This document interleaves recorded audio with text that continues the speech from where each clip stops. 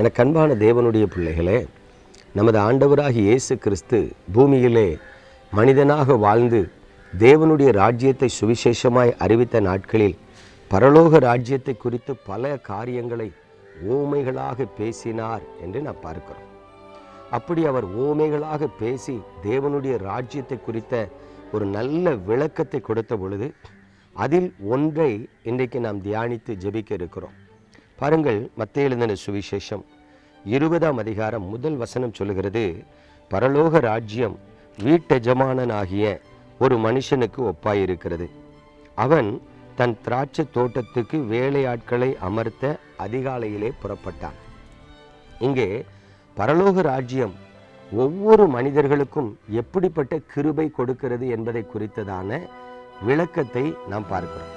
பாருங்கள், பரலோக ராஜ்யத்தில் ஒருவேளை பிரவேசிக்கிறது குறித்ததான ஒரு செய்தியை நாம் கேள்விப்பட்டிருப்போம். பரலோக ராஜ்யத்திற்கு யார் போவார் என்கிற செய்தியை நாம் கேள்விப்பட்டிருப்போம். பரலோக ராஜ்யத்துக்கு எப்படி நாம் சாட்சியாக வாழ்ந்தால் போக முடியும் என்பதை அறிந்திருக்கிறோம். ஆனால் பரலோக ராஜ்யம் ஒரு மனிதர்களுக்கு எப்படிப்பட்ட கிருபை அளிக்கிறது என்பதை குறித்து இன்றைக்கு நாம் தியானிக்கிறோம். பாருங்கள், வீட்டு எஜமானனாகிய ஒரு மனிதன் தன்னுடைய திராட்சை தோட்டத்தில் வேலை செய்வதற்கு வேலை ஆட்களை அமர்த்துவதற்காக புறப்பட்டு செல்கிறான். போகும்பொழுது பாருங்க, காலையில் 9ஆம் மணி வேலையில் கொஞ்சம் பேரை பார்த்து, எப்பா நீங்கள் என் தோட்டத்தில் போய் வேலை செய்யுங்க, ஒரு நாளைக்கு நான் ஒரு பணம் உங்களுக்கு கூலி தருகிறேன். அப்படியே 10வது மணி வேலை, 11வது மணி வேலை, 12வது மணி வேலை என்று சொல்லி ஒவ்வொரு மணி வேலையிலும் கிடைக்கிற வேலை ஆட்களை தன் தோட்டத்துக்கு அந்த எஜமான் அனுப்புகிறான்.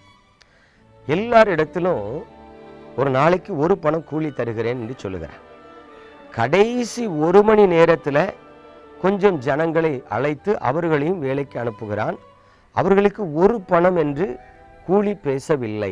ஆனால் அவர்களுக்கு அந்த எஜமான் என்ன சொல்லுகிறான், நியாயமானபடி உங்களுக்கு கூலி தருவேன், போங்க. இப்போ காலையில் முதல் அந்த 9ஆம் மணி வேலையில் வந்து வேலைக்கு பார்த்தாங்கல்ல, அவங்க அதை கவனிச்சுக்கிட்டே இருக்காங்க. நம்ம 9ஆம் மணி வேலையிலேருந்து வேலை செய்கிறோம்.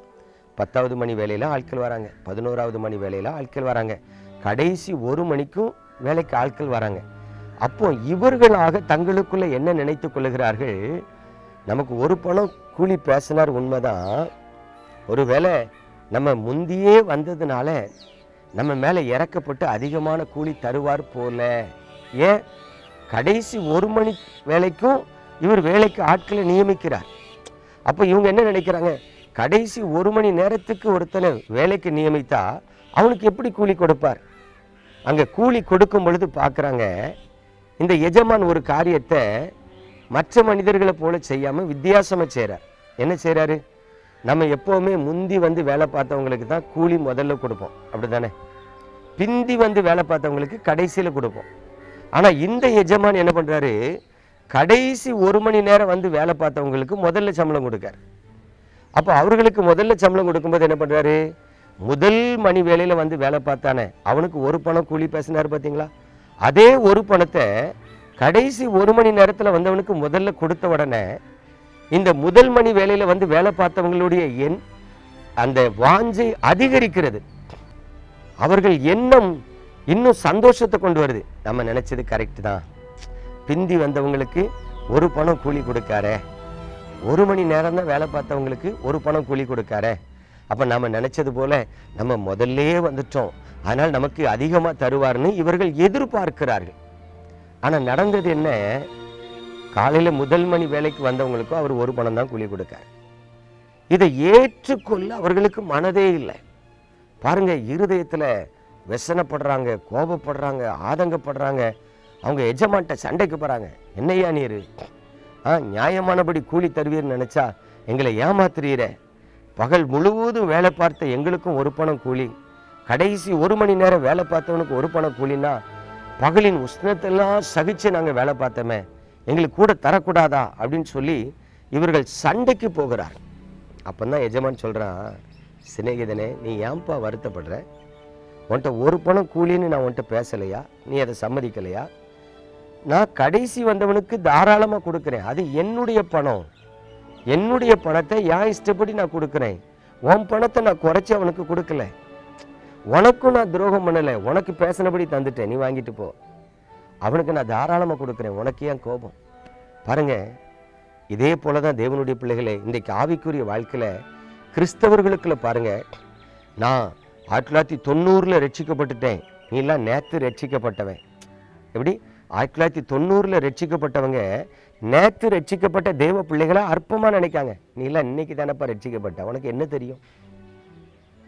புதுசா ரட்சிக்கப்பட்டு ஊழியத்துக்கு வருகிற ஊழியர்களை பார்த்தா 20 வருஷம் 30 வருஷம் ஊழியம் செய்கிறவங்களுக்கு அற்பமாக நினைக்காங்க.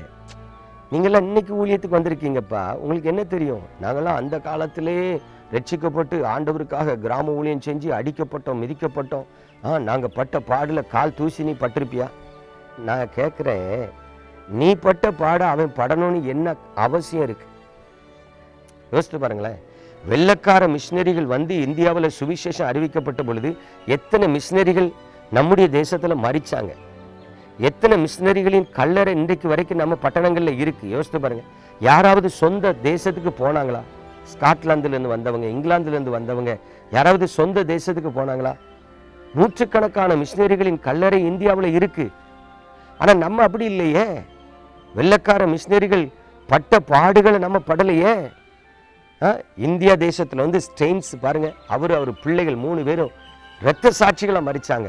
இன்னைக்கு ஊழியம் செய்கிற 90 ரட்சிக்கப்பட்டேன், 2000 ரட்சிக்கப்பட்டேன், 80 ரட்சிக்கப்பட்டேன்னு சொல்ற நீங்க இரத்த சாட்சியை மறிச்சிருக்கீங்களா? இல்லையே. அப்போ இன்றைக்கு ஊழியத்துக்கு வந்த தேவ பிள்ளைகளை பார்த்து அற்பமா பேசுறதுக்கு உங்களுக்கு ரைட்ஸ் கிடையாது. இன்றைக்கு ரட்சிக்கப்பட்ட விசுவாசிய உனக்கெல்லாம் ஒன்றும் தெரியாதுன்னு சொல்றதுக்கு உங்களுக்கு ரைட்ஸ் கிடையாது. தயவு செய்து பட்சபாதம் இல்லாமல், ஏற்றத்தாழ்வு இல்லாமல், பெருமை பேசாமல், தேவனுடைய பிள்ளைகளா தேவனுக்கு பயந்து உண்மையா வாழ பாருங்க. நான் ரட்சிக்கப்பட்ட மாதிரி நீ ரட்சிக்கப்படலை, நான் அழைக்கப்பட்ட மாதிரி நீ அழைக்கப்படலை, நாங்க பாடுபட்டு ஊழியம் செஞ்ச மாதிரி நீ பாடுபட்டு ஊழியம் செய்யலன்னு சொல்லி தேவன் தயாளனா இருக்க நீங்க வன்கண்ணர்களா மாறி உங்களுக்குரிய கிருபை இழந்துடாதீங்க, உங்களுக்குரிய ஆசீர்வாதத்தை இழந்துடாதீங்க. தயவு செய்து தேவ பக்தி உள்ளவர்களா, அன்புள்ளவர்களா, பொறுமையுள்ளவர்களா வாழ்ந்து உங்க ஓட்டத்தை முடிக்க பாருங்க. இயேசு கிறிஸ்துவின் நாமத்தில் புத்தி சொல்லுகிறேன். நம்ம ஜெபிப்போமா?